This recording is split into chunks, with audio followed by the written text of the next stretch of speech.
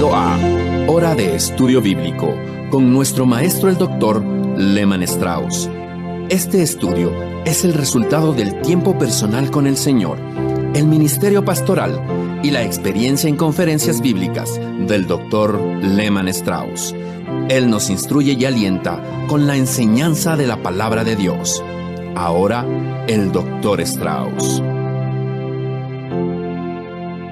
Muchas gracias por tomar este tiempo para escuchar este programa de estudio bíblico. Como acostumbramos, comenzaremos analizando una palabra del vocabulario de la Biblia y luego continuaremos con la serie de estudios en Gálatas. Permítame decir solo unas palabras de aprecio a los que han escrito y orado por esta emisión radial. Sus oraciones y ofrendas son el salvavidas de este tiempo de estudio bíblico. Estamos muy agradecidos a Dios por aquellos que nos han apoyado los años anteriores. Muchas gracias. Ahora acerquémonos al Señor en oración. Amoroso Padre, te agradecemos y te alabamos hoy por nuestro querido Salvador, el Señor Jesucristo, que nos amó y nos libró de nuestros pecados con su sangre preciosa. Te agradecemos por las maravillas de tu palabra, ese libro milagroso, ese libro de todos los tiempos. Te agradecemos por el hecho de que permanece inamovible. Te alabamos por su autor, el Espíritu Santo, nuestro Maestro. Y te rogamos que este sea un ministerio especial para cada corazón que está escuchando, sean ancianos o jóvenes.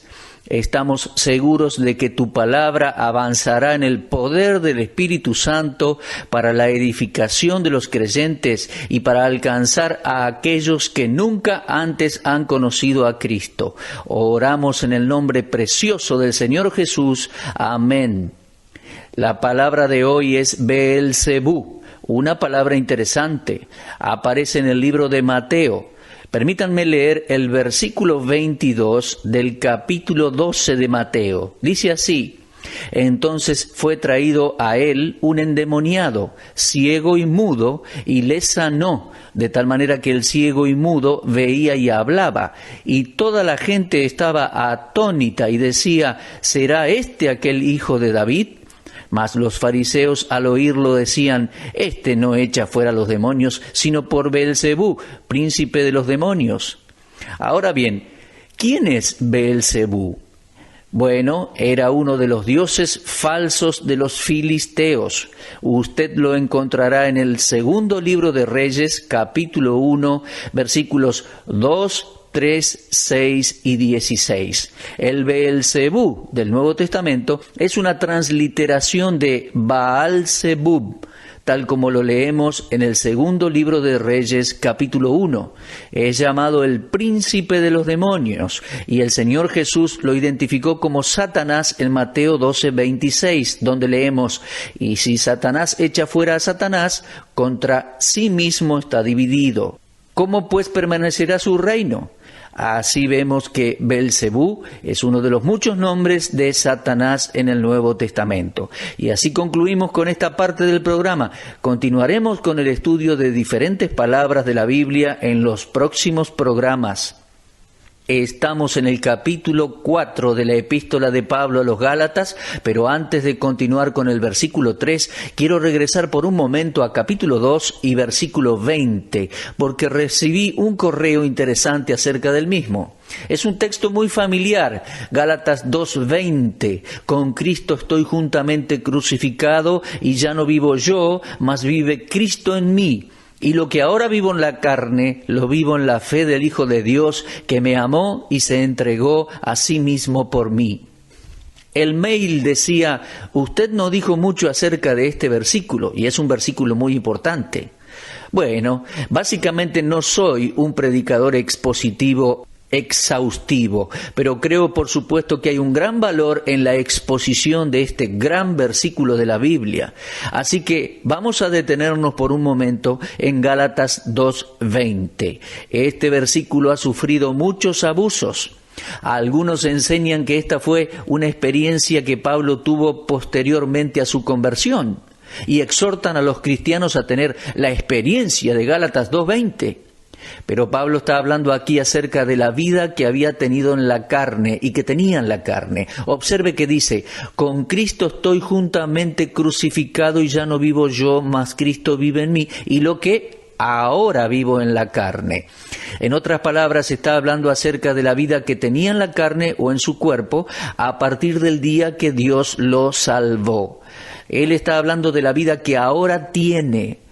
Bien, el concepto comienza con esta oración. Con Cristo estoy juntamente crucificado. Ahora, el tiempo de este verbo se debe leer, con Cristo he sido crucificado. En otras palabras, el comienzo de la vida acerca de la cual Pablo está hablando fue cuando él se unió al Señor Jesucristo. Esa vida comienza con el nuevo nacimiento, o comenzó con el nuevo nacimiento.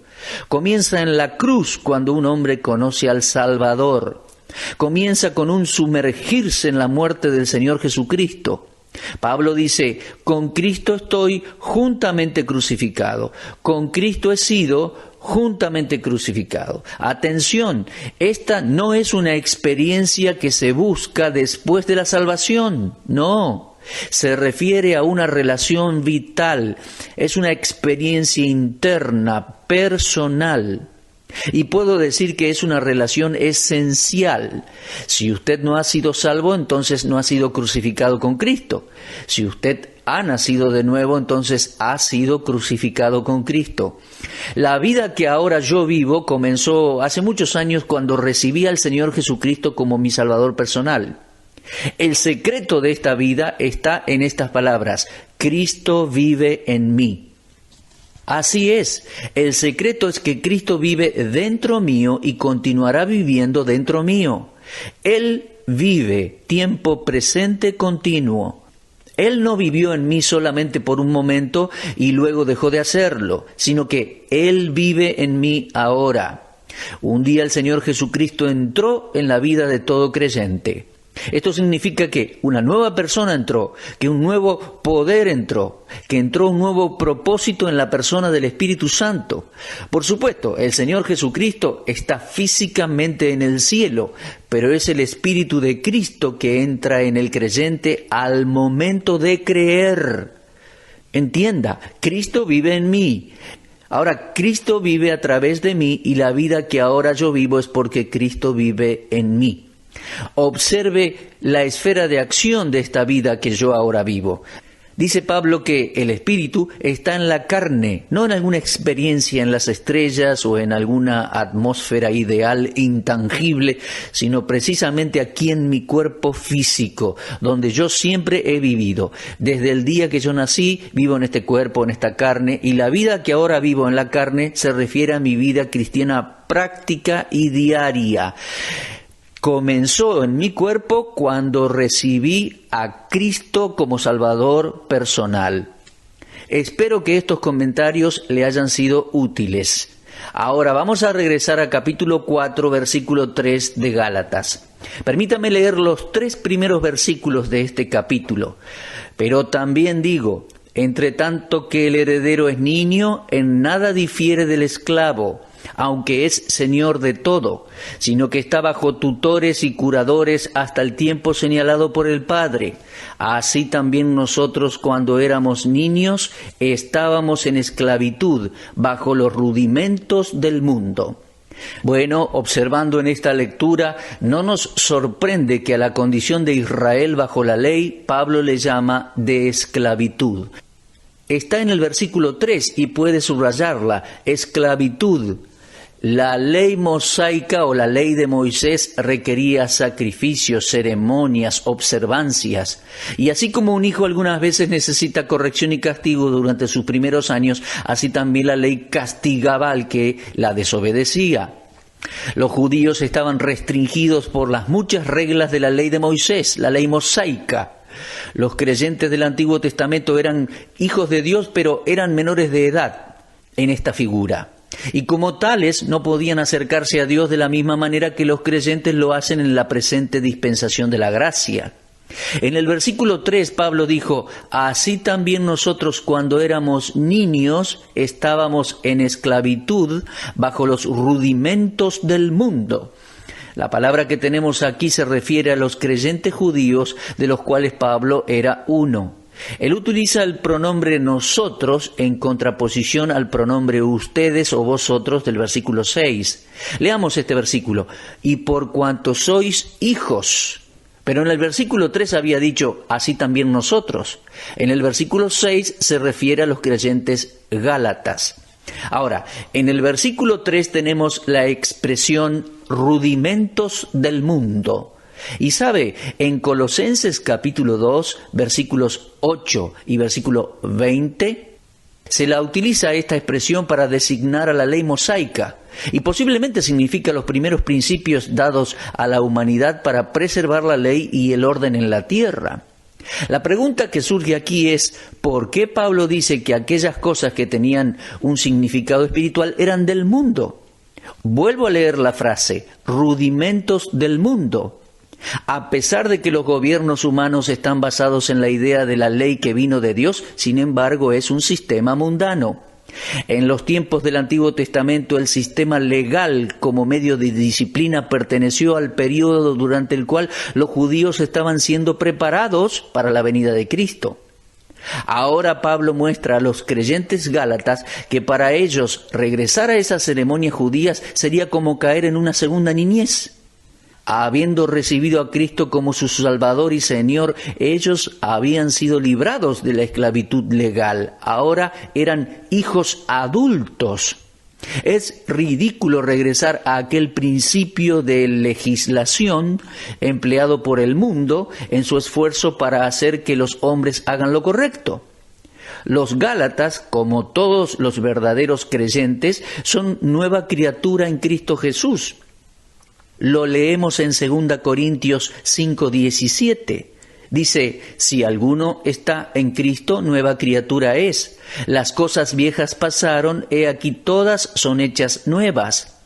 Y el hombre nuevo fue creado para buenas obras, de acuerdo a lo que dice Efesios 2:10. Ahora, es verdad que los judíos eran esclavos de la legislación mosaica, pero durante ese tiempo Dios estaba preparándolos para los grandes eventos de la historia mundial. En el versículo 4 leemos allí al comienzo del versículo la palabra pero, la cual marca una transición. Y fíjense qué importante lo que dice. Pero cuando vino el cumplimiento del tiempo, Dios envió a su Hijo, nacido de mujer y nacido bajo la ley, para que redimiese a los que estaban bajo la ley, a fin de que recibiésemos la adopción de hijos. ¡Qué gran versículo! La encarnación del Hijo de Dios no era una opción ni por un instante, ni antes ni después. Cuando vino el cumplimiento del tiempo, fue en el tiempo exacto. Como podemos ver, fue un evento programado, completando el periodo del tiempo designado por Dios. Fue Dios quien ordenó el tiempo de la venida de su Hijo al mundo. Es por eso que leemos, cuando vino el cumplimiento del tiempo, es decir, en el tiempo justo, oportuno. El párrafo más interesante que he leído describiendo esta frase apareció en un libro de Kenneth Wuest. Lo describe como enviado. Se refiere al acto de uno que envía a otro con una misión para hacer algo. La persona enviada tiene las credenciales para realizar el trabajo. Ahora, es precisamente del término griego apóstol que nosotros recibimos esa idea, que significa mensajero, enviado, embajador. El autor de la epístola a los Hebreos en capítulo 3 y versículo 1 escribe, considerad pues al apóstol, al enviado, o si prefiere, sumo sacerdote de nuestra profesión. Fue nuestro gran apóstol, el Señor Jesucristo, fue enviado desde el cielo por el Padre para traer la gracia del cielo a la tierra, para redimir a los que estaban bajo la ley. Todo Israel estaba bajo la ley, y porque habían quebrantado la ley, estaban bajo su juicio y maldición. Pero alabemos a Dios porque cuando vino el cumplimiento del tiempo, fue en el tiempo perfecto de Dios. Él envió a su Hijo nacido de mujer y nacido bajo la ley para que redimiese a los que estaban bajo la ley. Algunos estudiosos de la Biblia dicen que Pablo nunca mencionó el nacimiento virginal del Señor Jesús. Pero observe con cuidado esta frase en el versículo 4 de Gálatas 4. Dice, nacido de mujer. Este término se refiere ciertamente a la encarnación, se refiere a cómo Dios se hizo hombre, la concepción sobrenatural del Espíritu Santo en el vientre de una virgen. Pues Cristo nació de una mujer y es verdadero Dios y verdadero hombre. Él no tuvo un padre terrenal, humano. Él era el Hijo de Dios antes que viniera a esta tierra, porque el Hijo fue dado antes que el niño naciera. La filiación eterna de Jesucristo está probada por el hecho de que el Hijo, que fue enviado por el Padre, existía antes de que fuera enviado. La enseñanza de Pablo en Gálatas 4 coincide claramente con Génesis 3:15, donde Dios dijo que la simiente de la mujer aplastaría la cabeza de la serpiente. Ahora, piense desde el punto de vista biológico, la mujer no tiene simiente. No es posible que un bebé sea concebido en el vientre de una mujer sin la intervención del hombre, sin el esperma masculino. Pero llegado este caso en particular, María fue virgen. Nunca había conocido a un hombre, es decir, nunca había tenido relaciones sexuales con un hombre. Queda claro que el apóstol está diciendo que Cristo nació de una mujer. Así que no se puede decir que el apóstol Pablo nunca se refirió al nacimiento virginal de nuestro Señor Jesucristo. Continuemos. Cuando Cristo vino bajo la ley. Esto está claro en el versículo 4 de Gálatas 4. Dice, pero cuando vino el cumplimiento del tiempo, Dios envió a su Hijo, nacido de mujer y nacido bajo la ley. Él estaba en sujeción a la ley. Aunque Él era Señor de la ley y autor de la ley, voluntariamente se colocó a sí mismo bajo la ley y permitió que ésta hiciera sus demandas sobre Él. ¿Para qué? ¿Pasaría por encima de la ley y la sacaría de los registros sagrados? ¿La arrojaría fuera de la Biblia y diría ya no es necesaria? No, la respuesta es no. Es más, Él se puso junto al hombre bajo la ley, sujetándose a sí mismo a sus restricciones y requerimientos. La guardó en forma completa. Por lo tanto, Cristo llegó a ser un sacrificio acepto para llevar nuestros pecados en la cruz. Él nació bajo la ley para redimir a los que estaban bajo la ley, muriendo bajo el castigo de la ley que nosotros habíamos quebrantado. Cristo pagó nuestro castigo liberándonos de cualquier reclamo que la ley pudiera haber hecho contra nosotros. Con su muerte y resurrección, Él ha resucitado a cada creyente verdadero junto con Él a una posición celestial en donde la ley no opera. Ya no estamos bajo la ley, estamos bajo la gracia los creyentes. La ley no está puesta sobre la iglesia. La ley fue en principio dada a Israel. Todos los hombres que han vivido han quebrantado la ley, la desobedecieron hasta que Jesucristo vino al mundo. Él la guardó en forma completa, ni por una vez la quebrantó. Observe lo que continúa diciendo el versículo 5, para que redimiese a los que estaban bajo la ley, a fin de que recibiésemos la adopción de hijos. Los verdaderos creyentes alcanzan su mayoría de edad en Cristo. El ahora creyente deja de estar bajo la autoridad de la ley y es colocado en la posición de un hijo adulto. Recibe reconocimiento oficial como hijo. Naturalmente, como hombre, la mayoría de edad se reconoce a los 21 años, ¿verdad? Ahora, en Cristo tenemos nuestro lugar como hijo adulto delante de Dios. La palabra adopción es usada solo por Pablo en el Nuevo Testamento. Yo nunca he encontrado esta palabra en los escritos de otros hombres y como parte de la experiencia indica una transacción futura. Es una realidad presente, pero tiene un aspecto futuro. En un sentido, somos adoptados ahora, pero tal como lo veo en la Biblia, existe un aspecto futuro de la adopción que a menudo no es considerado. La adopción puede ser definida como el acto soberano de Dios por medio del cual Él establece un propósito para el creyente. Un propósito que nunca puede realizarse completamente en este mundo, en esta vida. Porque Efesios 1:5 dice, habiéndonos predestinado para ser adoptados. El aspecto futuro de esa adopción lo encontramos en Romanos 8:23, donde leemos, sino que también nosotros mismos, que tenemos las primicias del Espíritu, nosotros también gemimos dentro de nosotros mismos, esperando la adopción, que la redención de nuestros cuerpos. Y si la estamos esperando es porque todavía no la tenemos. Y está claramente demostrado aquí en Romanos 8:23. Los creyentes poseen una adopción posicional y tenemos nuestro futuro asegurado porque hemos recibido el espíritu de adopción que menciona Pablo en Romanos 8:15. En ese pasaje el Espíritu Santo es llamado el Espíritu de adopción y la presencia del Espíritu Santo en nosotros es la garantía de que un día alcanzaremos el propósito que Dios ha establecido, el cual es la redención de nuestro cuerpo. Pero como hijos de Dios y coherederos con Cristo, no seremos glorificados con Él hasta que Él vuelva, hasta que Él venga por nosotros. En aquel día Dios nos exhibirá delante de los hombres, de los ángeles y de los demonios, y mostrará las abundantes riquezas de su gracia en su bondad para con nosotros en Cristo Jesús. ¡Qué maravilla! Esto lo leemos en Efesios 2:7. Entonces nuestra posición como hijos se realiza aquí y ahora a través de la morada del Espíritu Santo y se completará en la gloria del cielo.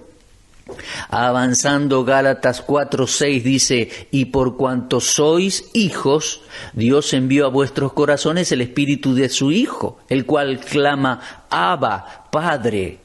La palabra Abba es un término arameo similar a nuestra palabra papá. Expresa aquella dulce relación con Dios, una relación de profunda confianza en nuestro Padre Celestial. Creo que la mayoría de nosotros puede apreciar eso. A nuestros padres le decimos papá o papito. Es un término cariñoso.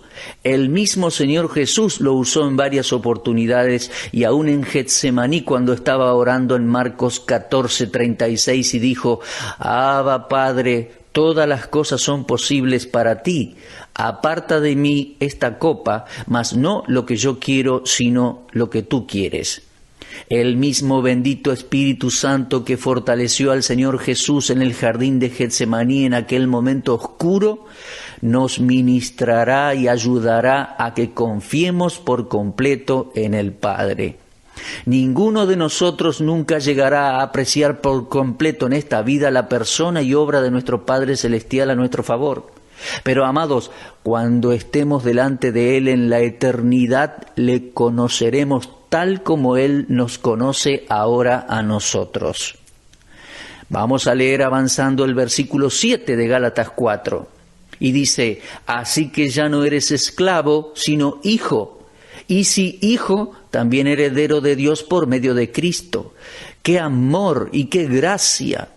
A través de la obra redentora en la cruz hemos sido librados de la servidumbre de la ley y por su gracia Dios nos ha convertido en sus hijos. Nosotros somos los verdaderos hijos de Dios, no esclavos, sino hijos. Y más aún, por los actos soberanos del Trino Dios, todos sus hijos somos herederos. Por favor, observe bien esta expresión, herederos de Dios. Como lo expresa también Pedro en su primera epístola, somos renacidos para recibir una herencia incorruptible, incontaminada e inmarcesible, reservada en los cielos para vosotros que sois guardados por el poder de Dios mediante la fe, para alcanzar la salvación que está preparada para ser manifestada en el tiempo postrero. Como les decía, Pedro escribió esto en su primera epístola, en el capítulo 1, versículos 3 al 5. Y él nos dice que ya no somos más esclavos de la ley, sino que somos hijos de Dios y herederos de Dios. Oh, que el Espíritu Santo imprima en cada uno de nosotros, así como lo hizo en los creyentes de Galacia, la clara realidad que nuestra posición como hijos y herederos de Dios se debe solo y completamente a la gracia de Dios. Tan personal era esto para los creyentes que Pablo lo escribió con un pronombre singular, dirigiéndose a cada individuo. No somos más esclavos, ahora soy hijo. Y él nos está diciendo, a usted y a mí, no somos más esclavos, sino hijo. Ya no estoy más bajo esclavitud de la ley, soy un hijo de Dios libre. Y esto es el cumplimiento de lo que el Señor había anunciado con sus propias palabras cuando dijo, si el Hijo os libertare, seréis verdaderamente libres. La riqueza de este mundo es nada comparada con nuestra herencia celestial. Aleluya al Salvador. Debemos agradecer a Dios por las maravillas de su amor y de su gracia. Bien, nuestro tiempo ha terminado por hoy. Confío que usted haya sido muy bendecido con este estudio bíblico. Si Dios quiere, estaremos de regreso con otro estudio, continuando esta serie de la Epístola de Pablo a los Gálatas. Será entonces hasta nuestro próximo programa. Usted estuvo escuchando Hora de Estudio Bíblico con el maestro el doctor Lehmann Strauss. Si desea escuchar una vez más este mensaje, visite nuestra página en la internet www.bbnradio.org. Le dejamos la invitación para que el día de mañana nos acompañe aquí, en este mismo horario y punto del dial. Hora de Estudio Bíblico es una producción de BBN.